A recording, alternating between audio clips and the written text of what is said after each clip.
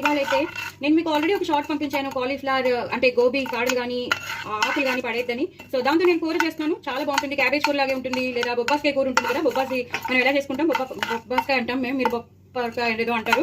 నేనైతే papaya, okay పచ్చి పపాయతో చేస్తాం కదా కూర, అలా ఉంటుందన్నమాట. సో ఇప్పుడైతే నేను బాండీలో నూనె వేసుకున్నాను, ఆవాలు, జీలకర్ర, ఎండుమిరపకాయలు, మినపప్పు, శనగపప్పు వేసేసాను.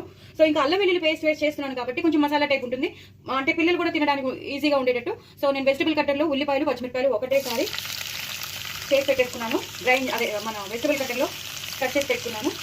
ఆకుకూర కానీ క్యాబేజ్ కూరతో కానీ అలా చేసామని అనుకుంటారు, కానీ మన కాలీఫ్లవర్ కాడలు ఆకులతో చేసామని అనుకోరు. సో ఇది ఒకసారి వేయించేసుకోవాలి. ఇది ఒకసారి వేగాలి, పసుపు వేసేసుకుని ఇలా వేయించడం. ఒకసారి కదండి ఉల్లిపాయలు వేగిపోయి మంచిగా, ఉల్లిపాయలు పచ్చిమిరపకాయలు వేగిపోయి. అలాగే ఇప్పుడు నేను కరివేపాకు కూడా వేసేసాను. ఇప్పుడు అల్లం వెల్లుల్లి పేస్ట్ వేస్తాను. అల్లం వెల్లుల్లి పేస్ట్ మాత్రం ఇంట్లో చేసుకున్నది నేను వేస్తున్నాను. మాదైతే చాలా పంజెంట్ ఉంటుంది. సో కొంచెం వేసినా చాలు, కూరకు అంతా పట్టేస్తుంది. సో అది వేసేసాను. అల్లం వెల్లుల్లి పేస్ట్ వేసాక మనకు ఒక 2 నిమిషాలు ఇలా వదిలేస్తే ఆ పచ్చివాసన ఏదైతే ఉంటుందో అల్లం వెల్లుల్లి పేస్ట్ది అది పోతుంది. ఒక రకంగా మనం ఈ ఉల్లిపాయలు వేసి చేసినది యాక్చువల్లీ అక్కర్లేదు నేను అనుకున్నాను, జస్ట్ ఓన్లీ కాడలతోనే పోపులో వేసేద్దాం అనుకున్నాను. But first impression is the best impression అని ఫస్ట్ టైం చూపించేటప్పుడే మనం టేస్టీగా చూపించేది అదే చేసామనుకోండి, అప్పుడు వాళ్ళు నెక్స్ట్ టైం కూడా కావాలని అడుగుతారు. మా పోపులో ఉన్నది ఎలా ఉంటుందో మనకి తెలియదు కదా. ఇలా అయితే మసాలా టైప్ అయితే అందరూ ఇష్టపడతారని. సో ఎప్పుడైతే మనం ఇలా వేయించేసుకున్నామో దీని పచ్చివాసన కూడా పోయిందండి. ఇప్పుడు నేను మెల్లిగా కాలీఫ్లవర్ ఆకులు, కాడలు వెజిటబుల్ కట్టర్లో చేసినది ఇందులో వేసేస్తాను.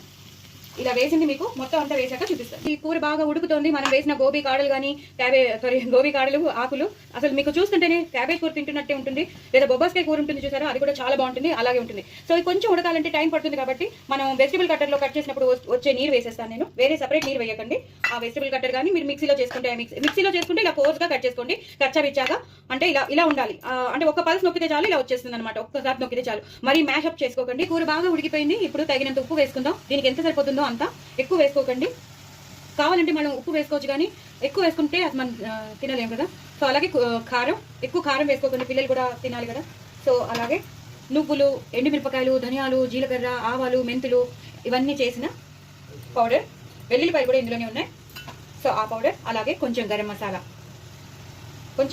అలాగే కొంచెం మిరియాల పొడి అన్ని వేసేసి ఇప్పుడు ఇలాగా మనం కలిపేద్దాం. చూడండి మరి ఎంత బాగుంటుందో కూర, అసలు నమ్మరు ఎవరు. మనం గోబీ కాడలతో కానీ ఆకులతో కానీ కూర చేసినట్టు ఎవరు నమ్మరు, అంత బాగుంటుంది.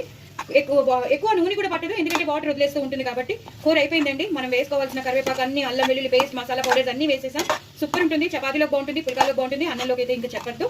ఇప్పుడు లాస్ట్ లో కొత్తిమీరతో గార్నిష్ చేసేసుకోండి. ఎక్కువ కొత్తిమీర వేసుకొని చేసుకుంటే షుగర్ పేషెంట్స్ కి, వెయిట్ లాస్ కి చాలా మంచిది. కాన్స్టిపేషన్ ప్రాబ్లం ఉన్నా కూడా తగ్గిపోతుంది. గట్ ప్రాబ్లమ్స్ ఏమైనా ఉంటే అవి కూడా తగ్గిపోతాయి, ఎందుకంటే ఇందులో ఉన్న ఫైబర్ అంతా మన గట్లో ఉన్న బ్యాడ్ అంతా బయటికి పంపించడానికి ఆస్కారం ఉంటుంది. సో అందుకని చెప్తున్నాను, ఎప్పుడు ఈ మాట నుంచి పడేయకండి. బాయ్.